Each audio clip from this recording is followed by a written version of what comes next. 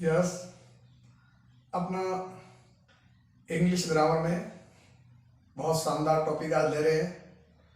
कोई भी लैंग्वेज और स्पेशली जब हम इंग्लिश ग्रामर की बात करते हैं तो सबसे पहले अपने को इस तरह को अच्छी तरह समझना है। पार्ट्स ऑफ स्पीच, ये हमारा आज का टॉपिक रहेगा। तो देखिए, पहले अपन पार्ट्स ऑफ स्पीच, इसका मीनिंग क्या, पार्ट्स ऑफ स्पीच में क्या क्या आते हैं, प्रत्येक को समझेंगे। और यह एक हमारा बेसिक चैप्टर है सभी क्लासेस के लिए, 6, 7, 8, 9, 10 अप टू 12।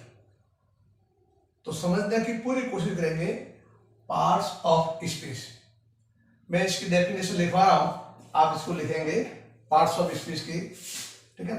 आप सुनेंगे भी और लिखेंगे भी तो आपको बेटर समझ आएगा। देखिए, a part of speech is a term, लिखेंगे ना। इसकी डेफिनेशन लिखवा रहा हूं, मैं लिखा डेफिनेशन। डेफिनेशन समझते हो, परिभाषा। हाउ कैन वी एक्सप्रेस, कैसे अपन प्रकट करें पार्ट्स ऑफ स्पीच को। जरूर आप इसको सीरियसली लें और मेरे साथ साथ लिखें। Start to write a part of speech. हमने लिखा a part of speech is a term,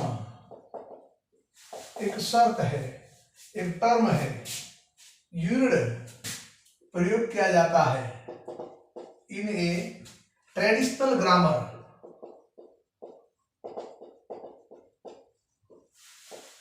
परंपरागत व्याकरण में, ट्रेडिशनल ग्रामर में इसका प्रयोग रहता है। For one of the 9, for one of the 9 categories, 9 प्रकार की category, 9 categories,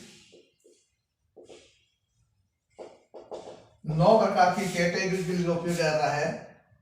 words are classified into, जिसमें इनटू वर्ड्स, शब्द आर क्लासिफाइड, शब्दों का वर्गीकरण किया जाता है according to their function and sentences, according के अनुसार, to their function, to their function in sentences, ठीक है। अब देखिए, आप यहां जो मैं लिखा है, एक बार पुनः समझा रहा हूं, आपको लिखना है, ये आपको लिखना है, मैं बोल रहा हूं, आपको लिसनिंग करना है और उसके बाद आपको राइटिंग भी करना है। तो क्या लिखा, पार्ट ऑफ स्पीच, यही हमारा ग्रामर का बेसिक पार्ट है। और पार्ट ऑफ स्पीच जिस स्टूडेंट्स के क्लियर हो जाते हैं, फिर उसको ग्रामर में कहीं कोई प्रॉब्लम नहीं आती है और उसकी होल लाइफ में, हर चैप्टर में ये हमेशा यही टॉपिक चलते हैं। तो पार्ट्स ऑफ स्पीच कि मैंने एक बिल्कुल लाइटली डेफिनेशन लिखवाई है। A part of speech is a term, एक वह शर्त है, एक वह स्थिति है, एक टर्म है, क्या, यूज्ड, यानी इसका उपयोग किया जाता है कहां पर, इन ए ट्रेडिशनल ग्रामर, परंपरागत ग्रामर में इसका प्रयोग किया जाता है। काहे के लिए, for one of the 9 categories, 9 प्रकार की श्रेणियां हैं, इनटू वर्ड्स, शब्दों में, आर क्लासिफाइड, यानी शब्दों में 9 प्रकार की कैटेगरीज है जिनका वर्गीकरण किया जाता है according to their function in sentences. एक कोई मान लो सेंटेंस है, suppose there is a sentence, उस सेंटेंस कहां से बनता है, वर्ड से। अब जो वर्ड्स आए हैं वो किस कैटेगरी का है, एक सेंटेंस है, उस सेंटेंस में 7, 8, 5, 4, 5, 6, 7, 8 मान लो वर्ड्स है, तो कौन सा वर्ड्स किस कैटेगरी का है और कहां उसको क्लासिफाइड किया गया है, उसी का नाम है पार्ट ऑफ स्पीच। और जब हम ये समझ लेंगे, हमारे समझ में आ जाएंगे, तो हमें इनको समझने में फिर कोई प्रॉब्लम आने वाली नहीं है। एक बार पुनः देख लेंगे, a part of speech is term used in traditional grammar for one of the 9 category, कितनी कैटेगरी है? 9 कैटेगरी। किनकी? उन वर्ड्सों की। कौन से वर्ड? जो एक सेंटेंस में यूज होते हैं। अभी लिखेंगे एक सेंटेंस में, जैसे मान लो हमने लिखा, यहां लिखा suppose Mohan is going to Jaipur. This is a sentence. अब इसमें Mohan word, is word, going word, to word, Jaipur, these all are words. ये सभी क्या है? वर्ड्स है, शब्द है। बट कौन सा शब्द? मोहन की क्या कैटेगरी है, इज की क्या कैटेगरी है, गोइंग की क्या कैटेगरी है, टू की क्या कैटेगरी है, और जयपुर की क्या कैटेगरी है। इनको कैसे क्लासिफाइड किया है? इस सभी जो हमारा लर्निंग पॉइंट आता है वो हमारा आता है पार्ट ऑफ स्पीच में। ठीक है। Words are classified according to their function in a sentence, in sentences. वाक्यों में किस शब्द का क्या उपयोग है और किस कैटेगरी में किया जाता है, इसी का नाम है पार्ट्स ऑफ स्पीच। कोई भी प्रत्येक शब्द का एक फंक्शन है, प्रत्येक शब्द का एक रोल है, प्रत्येक की अपने आप में एक स्टडी है, तो ये हम समझेंगे। अब पार्ट्स ऑफ स्पीच में कौन कौन से आते हैं वो भी आपको लिखवा रहे। ये तो हमारी जनरल डेफिनेशन हो गई, वापिस एकदम बिल्कुल लाइटली आप समझ लें। पार्ट ऑफ स्पीच का मतलब ये हुआ इंग्लिश के जो सेंटेंस है, सेंटेंस में आने वाले जितने भी वर्ड्स हैं उनका क्या फंक्शन है और कौन सी कैटेगरी में है। यहाँ लिखा ना हमने, इनको कितनी कैटेगरी में बांटा गया है? 9 कैटेगरी में बांटा गया है। अब 9 कैटेगरी में कौन सा शब्द क्या आता है, तो अब हम 9 कैटेगरी को समझेंगे। जो 9 कैटेगरी है ना, वो उसी का नाम है हमारा पार्ट्स ऑफ स्पीच। आओ इन वर्ड्स को सेंटेंस में 9 प्रकार से अपन कैटेगराइज कर सकते हैं। कैसे? हमने लिखा है यहां पर, यहां लिखा हमें शब्दों को, वर्ड टाइप्स, शब्दों के जो प्रकार है, can be divided, can be divided. हम इनको भाग पा सकते हैं, can be divided, can into 9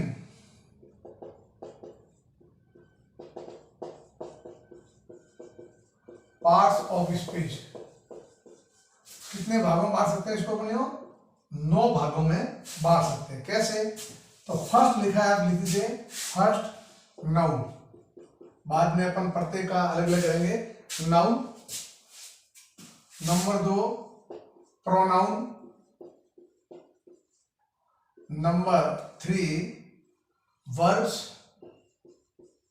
लिखेंगे, नंबर 4 एडजेक्टिव, नंबर 5 लिखो आप एडवर्ब्स। सभी को याद करना है। नंबर 7 कंजक्शंस, पहले लिखो प्रीपोजिशन, प्रीपोजिशंस। नंबर 8 कंजक्शंस,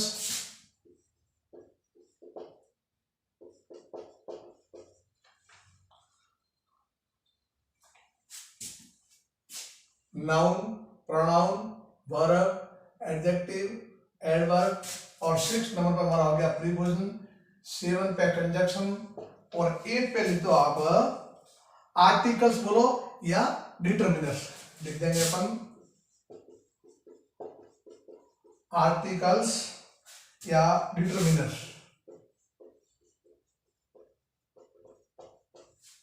और 9 अपन लिख सकते हैं यहां पर इंटरजेक्शंस।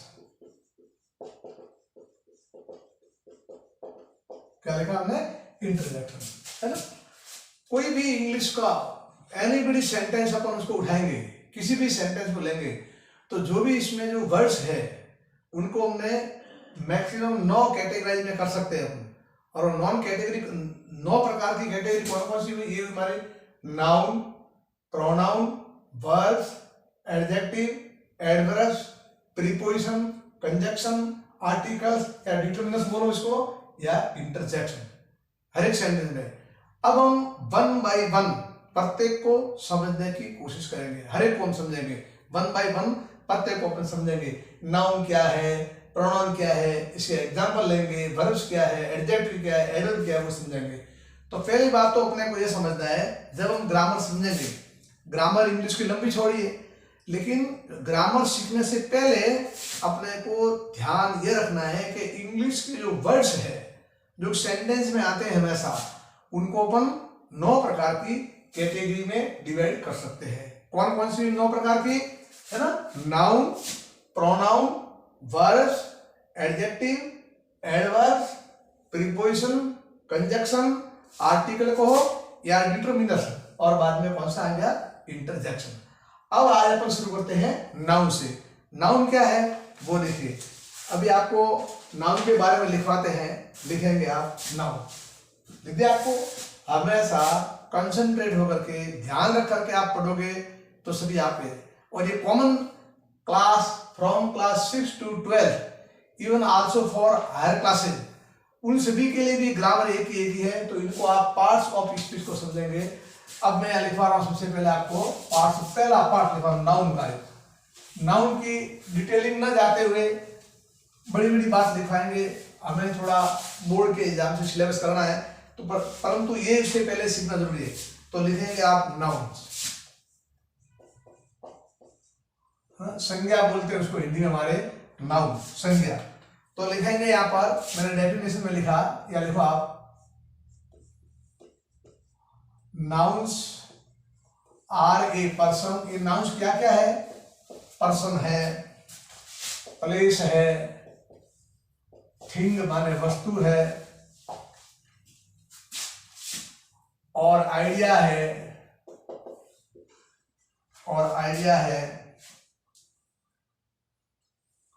ये कहां आते हैं? वाक्य में। दे कैन टेक, हमने लिखा, लिखो आप, दे कैन टेक बोले सकते हैं on a myriad, on a myriad of roles. इनकी भूमिका अलग अलग हो सकती है इन a sentence, in a sentence, एक वाक्य में इनकी भूमिका अलग अलग से हो सकती है नाउन की, ठीक है। फ्रॉम द सब्जेक्ट, कहां से? फ्रॉम द सब्जेक्ट लिखेंगे आप, सब्जेक्ट से लेकर के, subject to all the object, to all the objects of an action. क्या समझे आप?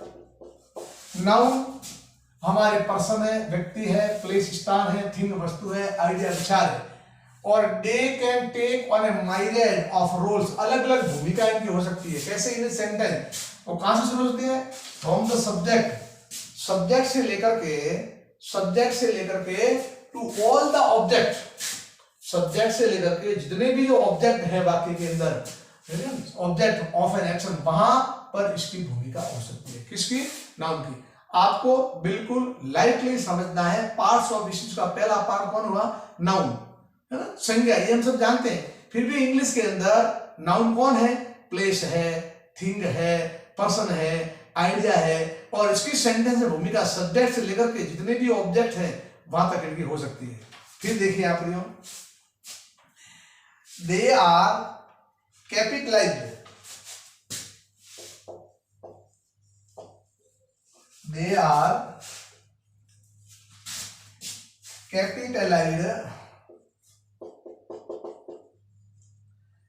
are capitalized, when they are the official name, when they are the official name, तब इनको कैपिटल करते हैं, कैपिटल देते हैं, name of something or someone, of something or someone, और called, और जिन्हीं को अपन क्या बोलते हैं? प्रॉपर नाउन से कहते हैं, are called proper noun, proper noun कहते हैं। एग्जाम्पल देख लीजिए, हमें समझना है नाउन सब्जेक्ट का रोल भी करेंगे, ऑब्जेक्ट का रोल भी करेंगे, और सब्जेक्ट और ऑब्जेक्ट वाक्य में कौन कौन से, मतलब पर्सन, थिंग, प्लेस और आइडिया जो सब आएंगे। और ये लिखा आपने यहाँ पर कि दे आर कैपिटलाइज्ड, उनका फर्स्ट लेटर बढ़ा के आता है कब, when they are the official names of something और समवन का one called proper noun. Example के तौर पे लिखा है, जैसे इन्होंने लिखा है, हमने लिखा है ना, यहाँ लिखेंगे Ganga, India, Mohan. Proper noun में जब भी लिखेंगे तब उनको लिखेंगे, ये प्रॉपर नाउन हो गए। अब मैं नाउन के भेद आपको नहीं बता रहा हूं, मैं तो आपको ये बता रहा हूं पार्ट्स ऑफ स्पीच का जो पहला पार्ट है हमारा नाउन, और नाउन ये लिखा पर्सन, प्लेस और थिंग होते हैं, और कभी कभी उनके जब ऑफिशियल नाम आ जाते हैं उनको अपन कैपिटलाइज करते हैं नाउन। नेक्स्ट अपन लेते हैं प्रोनाउन, ठीक है, प्रोनाउन सेकंड मैंने ये लिख दिया प्रोनाउन, सर्वनाम, यहाँ लिखना है, लिखने संज्ञा लिखा आपने और यहाँ आपने लिख दिया सर्वनाम। ये नाम ना लेते हुए आप इसलिए देंगे प्रोनाउन, तो प्रोनाउन की डेफिनेशन लिख दें, ध्यान दीजिए। ये जो प्रोनाउन है, प्रोनाउन स्टैंड, ये खड़े होते हैं इन फॉर नाउन्स, किनके लिए, संज्ञाओं के लिए, इन ए सेंटेंस, समझ गया। प्रोनाउंस स्टैंड, ये जो प्रोनाउंस है वो कहां आते हैं, स्टैंड माने खड़े रहते हैं, इन फॉर नाउन, संज्ञा के लिए, इन्हें सेंटेंस, एक अपन हिंदी में नहीं बोलते हैं, संज्ञा के स्थान पर प्रयुक्त किए जाने वाले शब्दों को सर्वनाम कहते हैं। हम इसको ऐसे भी बोल सकते हैं, the words which are used in the place of a noun। यहाँ में ऐसे लिखा है प्रोनाउन स्टैंड, सर्वनाम हमेशा आते हैं, इन फॉर नाउन्स, सर्वनाम किनके लिए आते हैं, संज्ञाओं के लिए आते हैं, नाउन के लिए आते हैं, कहां पर, इन सेंटेंस, एक वाक्य में संज्ञाओं के स्थान पर कौन आते हैं, pronoun. So we write here that pronouns stand, सर्वनाम खड़े रहते हैं, सर्वनाम स्टैंड होते हैं कहां पर, इनमें, फॉर नाउन, संज्ञाओं के लिए, इन सेंटेंस में वो आते हैं। नेक्स्ट लिख लीजिए आप, इसमें पर लिखते हैं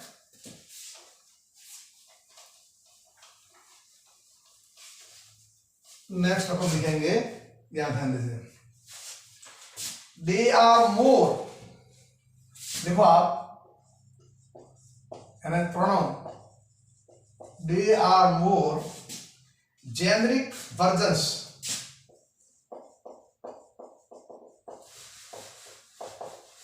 ये ज्यादा वर्जन है ऑफ नाउन, ये नाउन के ज्यादा वर्जन है of noun, that refer, that refer, इनका संपूर्ण होता है टू ओनली पीपुल, है ना, टू ओनली, केवल टू ओनली पीपुल।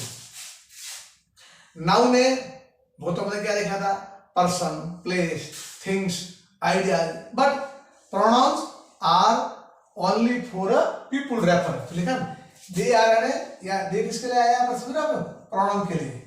ये जो प्रोनाउंस है आर मोर जेनरिक वर्जन है, किनके, नाउन के, नाउन के वर्जन है, प्रकार है, और इनके स्थान पर आएंगे, दैट रेफर, जो कैसे हैं, किनके लिए आते हैं, ओनली पीपुल, लोगों के लिए। जैसे अपन ये समझ सकते हैं, एग्जाम्पल हमने लिखा यहाँ पर आई, यू, वी, ही, सी, ये सब इतना, आवर्स, themselves, himself, ये सभी हमारे प्रोनाउन आएंगे। तो समझ गए होंगे आप क्यों। अभी अपने को इतना समझा कि पार्ट ऑफ स्पीच के जो 9 भाग है, एक इसमें आगे नाउन में, एक इसमें आगे प्रोनाउन में। प्रोनाउन कौन है, जो संज्ञा के शब्दों के स्थान पर वो प्रयुक्त किए जाते हैं, वो लोगों के लिए आते हैं। ये देखा ना, आई, यू, वी। अब नेक्स्ट लेंगे तब और भी समझेंगे। अब आता है यहाँ पर देखिए वर्ब, नेक्स्ट टॉपिक आता है अपना वर्ब। पार्ट ऑफ स्पीच का थर्ड पार्ट आता है हमारा वर्ब। अब वर्ब क्या है, वो बिल्कुल हमें बोर्ड के सिलेबस को ध्यान में रखते हुए हमारे टेंस भी लेने, सभी कुछ लेने, लेकिन जब तक हम बेसिक नहीं समझे हम आगे नहीं पढ़ सकते। तो वर्ब्स के बारे में देखें तो वर्ब वो हमारा टेंस ही है, देख लीजिए, लिखो आप, वर्ब्स आर एक्शन वर्ड्स। कैसे वर्ड्स है ये, एक्शन वर्ड है ना, एक्शन वर्ड है। दैट टेल जो बतलाते हैं, दैट टेल बतलाते हैं, व्हाट हैपन्स क्या होता है, what happens in a sentence, है ना, इन ए सेंटेंस। क्या बात हुई, वर्ब आर एक्शन, वर्ब एक कार्य है, वर्ब एक्शन है। दैट टेल जो बतलाते हैं, व्हाट हैपन्स क्या हो रहा है, इन ए सेंटेंस वाक्य में। दे कैन आल्सो, लिखेंगे आप, दे कैन आल्सो शो, वो बतलाते हैं, ए सेंटेंस एक वाक्य की, वाक्य के सब्जेक्ट स्टेट, वाक्य के सब्जेक्ट की स्थिति, ऑफ बीइंग होना, इज कॉमा वाज, यानी बताएंगे कि इस सेंटेंस में सब्जेक्ट प्रेजेंट में है या पास्ट में है, इज में है या वाज में है। ये सभी कौन बताने वाला है, हमारा वर्ब बताने वाली। तो लिखा verbs are action word, that tell वो बताती है व्हाट हैपन क्या हो रहा वाक्य में, सेंटेंस में। दे कैन आल्सो शो बताते हैं sentence subject state of being is was. और देखिए वर्ब चेंज फॉर्म, वर्ब्स क्रियाएं बदलती हैं, फॉर्म बेस्ड ऑन टेंस, काल के अनुसार ये अपना रूप बदलते हैं। वर्ब्स क्रियाएं चेंज बदलती है, फॉर्म माने रूप, बेस्ड माने आधार पर, ऑन टेंस टेंसों के आधार पर अपना ये फॉर्म है और रूप बदलती है। ठीक है, कोई भी प्रेजेंट है, पास्ट है, वो इनके आधार पर। एंड काउंट, हमने लिखा एंड काउंट, और गिनाती है हमारे को, क्या गिनाती है, डिस्टिंक्शन अंतर, डिस्टिंक्शन हमारे को अंतर गिनाती है, किसमें, सिंगुलर और प्लूरल में, सिंगुलर और प्लूरल में अंतर गिनाती है। समझ गए आप क्या, वर्ब्स क्या करे, वर्ब चेंज। जब हम टेंस के बारे में पढ़ेंगे तो टेंस पढ़ना मतलब वर्ब ही पढ़ना है, वर्ब की फॉर्म है वही पढ़ना है। जब टेंस का नाम आएगा तो वर्ब की कौन कौन सी फॉर्म है वही लेंगे। तो एक बात समझ तो ले कि सेंटेंस में वर्ब कौन होती है, वर्ब वो शब्द हैं जो वाक्य की एक्शन को बतलाते हैं। Verbs are action word that tell what happens in sentence में क्या हो रहा है। They can also show sentence subject state, is का है, वाज का है। Verb change form based on tense, present part, and count distinction singular है या प्लूरल, ये हमारे को बताती है। जैसे हमने एग्जांपल लिया यहाँ पर, एग्जांपल लिया sing, dance, believe, believe, seemed, finish, ये देखा, ईट, एटसेट्रा इत्यादि अलग अलग बताएगी। वर्ब ही हमारे को बताएगी, क्या वर्ब बताएगी, सेंटेंस किस कंडीशन में है, प्रेजेंट में है, पास्ट में है, इसका सब्जेक्ट कैसा है, सिंगुलर है, प्लूरल है, वो सभी में कौन बताने वाली है, वर्ब बताने वाली है। तो मोटे तौर पे हमने लिखा है ना, हमारा हुआ एक तो नाउन, एक प्रोनाउन, और एक कौन सा हमारा हुआ वर्ब, वर्ब के बारे में। नेक्स्ट अपना आता है एडजेक्टिव। ठीक है, यहाँ हमने देखो इसकी एग्जाम्पल दे दिया आपको, और जैसे आप ये लिखा है यहाँ पर, हमने लिखा है यहाँ पर, ध्यान दीजिए, हमने एक वाक्य लिखा, सेंटेंस लिखा। अब मैं समझा रहा हूं, अभी आपने 3 टॉपिक को, पार्ट ऑफ स्पीच के 3 टॉपिक को टच किया अपने को। ठीक है, कौन कौन से याद है ना? एक तो मैंने कौन सा बताया, नाउन, दूसरा कौन सा बताया, प्रोनाउन, थर्ड कौन सा बताया, वर्ब। अब ध्यान दो, इसका थोड़ा 2-4 वाक्य में अभ्यास करवाता हूं। इसके मैंने एग्जाम्पल लिखे, देखो, आप कोशिश करो, समझो, तभी समझ सकते हो। ऐसी कोई मेथड नहीं है कि आप उसको बिना पढ़े आप समझ सको। इसके लिए आपको अभ्यास करना पड़ेगा, बार बार समझना पड़ेगा, तभी समझ पाओ। मैं यहां पर फर्स्ट सेंटेंस लिखा मैंने,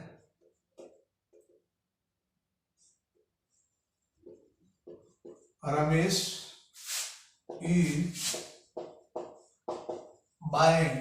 buying a book for his sister।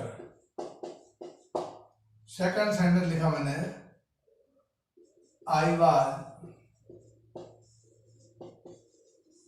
going to Mohan's house. Second लिखा, थर्ड लिखा मैंने,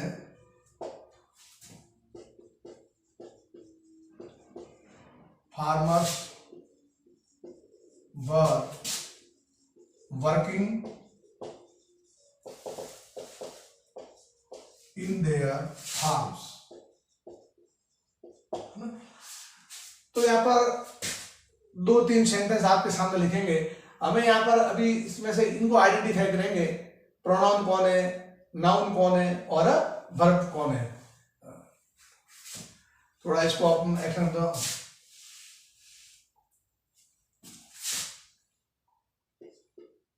To take a book